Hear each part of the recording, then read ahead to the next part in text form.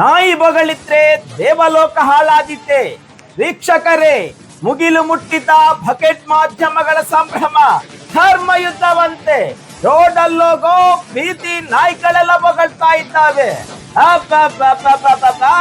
ಅತ್ಯಾಚಾರಿಗಳನ್ನು ರಕ್ಷಿಸೋ ಕಾಳಜಿಯಲ್ಲಿ ತನ್ನ ತಲೆಯಲ್ಲಿರೋ ಕೂದಲೆಲ್ಲ ಉದುರಿ ಹೋಗ್ತಾ ಇದೆಯಲ್ಲ.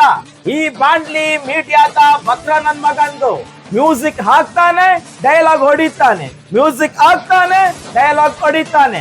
ಇವನಂತಹ ಸುಳ್ಳು ಸುದ್ದಿ ಹಬ್ಬಿಸೋ ನರಸತ್ಯ ಅತ್ಯಾಚಾರಿ ಬೆಂಬಲಿಗ ಬಕೆಟ್ ಮಾಧ್ಯಮದವರು ಬ್ರೈನ್ ಟ್ಯೂಮರ್, ಬ್ಲಡ್ ಕ್ಯಾನ್ಸರ್ ಆಗಿ ಮ್ಯೂಸಿಕ್ ಹಾಕೊಂಡೇ ಸಾಯ್ತಾರೆ. ನ್ಯಾಯಯುತವಾದಂತಹ ಮಾತೇನಂದ್ರೆ, ಮಾರಾಟವಾದ ಒಬ್ಬ ಪತ್ರಕರ್ತ 1000 ಭಯೋತ್ಪಾದಕರಿಗೆ ಸಮ.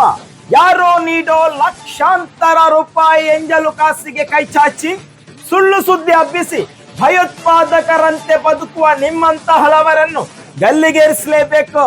ಧರ್ಮಸ್ಥಳದ ಅತ್ಯಾಚಾರ ಹಾಗೂ ಕೊಲೆ ಪ್ರಕರಣಕ್ಕೆ ಸಂಬಂಧಿಸಿದಂತೆ ಯಾರ ಹೆಸರು ಕೇಳಿ ಬರ್ತಾ ಇದೆ, ಅವರನ್ನು ಇನ್ವೆಸ್ಟಿಗೇಷನ್ ಟೀಮ್ ವಿಚಾರಣೆಗೆ ಒಳಪಡಿಸಬೇಕೇ ವಿನಃ ಆ ನ್ಯಾಯಕ್ಕಾಗಿ ರಾತ್ರಿ ಹಗಲು ಜೀವವನ್ನು ಪಣಕ್ಕಿಟ್ಟು 13 ವರ್ಷಗಳಿಂದ ಒದ್ದಾಡ್ತಾ ಇರುವಂತಹ ಹೋರಾಟಗಾರರ ಮೇಲೆ ಷಡ್ಯಂತರ ರೂಪಿಸುವುದೇ ನಮ್ಮ ದೇಶದ ಕಾನೂನು ಚೌಕಟ್ಟಿನೊಳಗೆ ಯಾವ ರೀತಿ ಒಂದು ಪ್ರಕರಣವನ್ನು ಎದುರಿಸಬೇಕು ಆ ರೀತಿಯ ತಯಾರಿಯಲ್ಲಿ ಮಹೇಶ್ ಶೆಟ್ಟಿ ತಿಮರೋಡಿಯ ಬಳಗ ಪ್ರಯತ್ನಿಸ್ತಾ ಇದೆ ಬಂಧುಗಳೇ.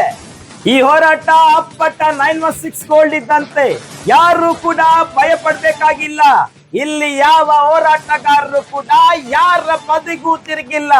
ಷಡ್ಯಂತ್ರಗಳನ್ನು ಎದುರಿಸುತ್ತಾ ಮಹೇಶ್ ಶೆಟ್ಟಿ ತಿಮರೋಡಿ, ವಿಠಲ್ ಗೌಡ, ಗಿರೀಶ್ ಮಟ್ಟಣ್ಣನವರ್ ಶಾಂತಿ ಮುನ್ನೋಗ್ತಾ ಇದ್ದಾರೆ ಅನ್ನುವಂಥದ್ದು ಅಷ್ಟೇ ಸತ್ಯ. ತಮ್ಮ ರಕ್ಷಣೆಗೆ ಬೇಕಾದ ವ್ಯವಸ್ಥೆಗಳಿಗೆ ಕೋರ್ಟ್ ಮೆಟ್ಟಿಲು ಹತ್ತುತ್ತಿದ್ದಾರೆ ವಿನಃ ಕೊಟ್ಟ ದೂರ ಹಿಂಪಡೆಯಲಲ್ಲ. ಇದು ಸಾಮಾನ್ಯ ಜ್ಞಾನ ಕಣ್ರಿ. ಚಿನ್ನಯ್ಯ ಕೊಟ್ಟ ದೂರಿನಂತೆ ಧರ್ಮಸ್ಥಳ ಪೊಲೀಸ್ ಠಾಣೆಯಲ್ಲಿ ದಾಖಲಾದ ಪ್ರಥಮ ವರ್ತಮಾನ ವರದಿಯಲ್ಲಿ ಸೌಜನ್ಯ ಹೋರಾಟಗಾರರ ಹೆಸರಿಲ್ಲ. ಮತ್ತು ಮೊದಲ ಬಾರಿಗೆ ಚಿನ್ನಯ್ಯ ನ್ಯಾಯಾಧೀಶರ ಮುಂದೆ 183 BNSS ಅಡಿಯಲ್ಲಿ ಕೊಟ್ಟಂತಹ ಹೇಳಿಕೆಯಲ್ಲಿ ಕೂಡ ಮಹೇಶ್ ಶೆಟ್ಟಿ ತಿಮರೋಡಿ, ಗಿರೀಶ್ ಮಟ್ಟಣ್ಣನವರ್, ಜಯಂತಿ, ವಿಠಲ್ ಗೌಡರ ಹೆಸರು ಉಲ್ಲೇಖವಾಗಿಲ್ಲ. FIR ಮತ್ತು 183 ಹೇಳಿಕೆಯಲ್ಲಿ ಯಾರ ಹೆಸರು ಆರೋಪ ಪಟ್ಟಿಯಲ್ಲಿ ಇರುತ್ತದೋ ಅವರು ಮಾತ್ರ ನ್ಯಾಯಾಲಯಕ್ಕೆ ಹೋಗಿ FIR ಅನ್ನು ರದ್ದು ಮಾಡಿ ಎಂದು ಹೇಳುವ ಅಧಿಕಾರ ಇರ್ತದೆ. ಸೌಜನ್ಯ ಹೋರಾಟಗಾರರು ದೂರುದಾರರಲ್ಲದ ಮೇಲೆ ಹೇಗೆ ಅವರು ಕೇಸನ್ನು ಕೋರ್ಟಲ್ಲಿ ವಜಾ ಮಾಡಲು ಅರ್ಜಿ ಹಾಕಲು ಸಾಧ್ಯ? ಭಯ ಅತ್ಯಾಚಾರಿ ಗುಂಪನ್ನು ಕಾಡ್ತಾ ಇದೆ.